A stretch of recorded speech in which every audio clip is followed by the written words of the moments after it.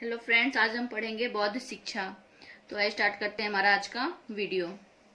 बौद्ध शिक्षा लगभग 600 ईसा पूर्व से 1200 ईसा पूर्व तक का समय बौद्ध काल का रहा, ऐसा कहा जाता है। इसमें पूर्व वैदिक धर्म का पूर्णतः पतन हो चुका था। वैदिक धर्म के बाह्य आडंबरों और कर्मकांड ही शेष बचे थे। बौद्ध धर्म में धर्म के प्रचार के लिए जनसाधारण की भाषा का उपयोग किया गया। महात्मा बुद्ध द्वारा प्रवर्तित धार्मिक क्रांति का प्रभाव भारतीय शिक्षा पर भी पड़ा। परिणाम स्वरूप एक नई शिक्षा प्रणाली का जन्म हुआ, जिसे बौद्धकालीन शिक्षा प्रणाली कहते हैं। तो जैसा कि हमने बौद्ध शिक्षा के बारे में जाना है कि लगभग इसका उदय जो है वो 600 ईसा पूर्व से 1200 ईसा पूर्व तक का माना जाता है। ठीक है, और इसमें जो है इसके पहले जो वैदिक शिक्षा थी वो इसका पूर्णतः पतन हो चुका था।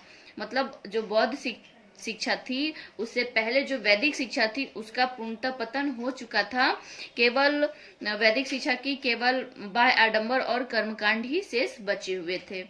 तो बौद्ध धर्म में जो धर्म के प्रचार के लिए जनसाधारण की भाषा थी उसका उपयोग किया गया था, क्योंकि बौद्ध धर्म में जो भी भिक्षुक होते थे वे जन मतलब कि हर जगह जा जाके अपने धर्म का प्रचार प्रसार करते थे। तो इसलिए वे घूम घूम कर प्रचार करते थे, तो उन्हें हर जगह के भाषाओं का थोड़ा थोड़ा मतलब जानकारियां प्राप्त होती थी, जिससे उनकी भाषा जो थी जनसाधारण की बन गई थी या सदुक्कड़ी बन गई थी।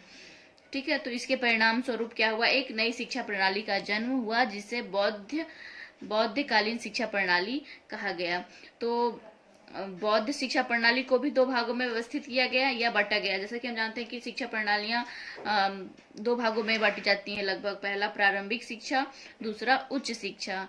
तो प्रारंभिक शिक्षा प्रणाली क्या है, आइए हम इसके बारे में जानते हैं। प्रारंभिक शिक्षा की व्यवस्था बौद्ध मठों में भी थी। यह केवल बौद्ध अनुयायियों के लिए ही नहीं बल्कि जनसाधारण के लिए भी थी।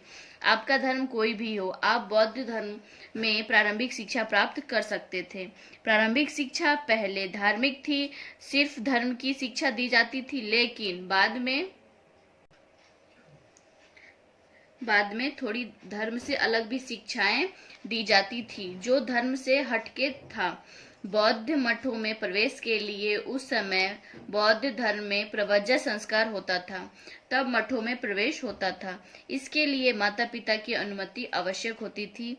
ये संस्कार किसी अन्य के अनुमति से नहीं होता था। इसमें केवल माता पिता के अनुमति से ये संस्कार जो है पूर्ण कराया जाता था। इसके पश्चात जो है बालक को श्रामणेन कहा जाता था, या बालक जो है वह श्रामणेन कहलाता था।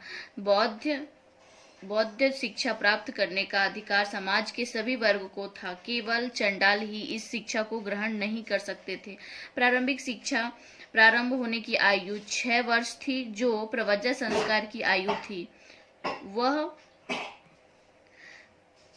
तथा शिक्षा की अवधि 6 वर्ष थी।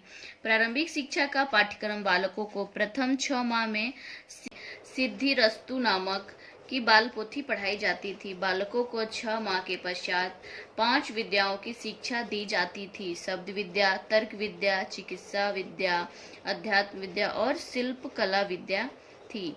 तो जैसा कि हमने प्राथमिक शिक्षा के बारे में जाना है कि प्राथमिक शिक्षा में हमारा प्रव्रजन संस्कार होता है, और प्रव्रजन संस्कार के बाद जो है हम वो बौद्ध मठों में प्रवेश पाते हैं।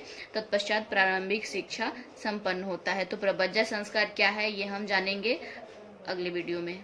Thank you.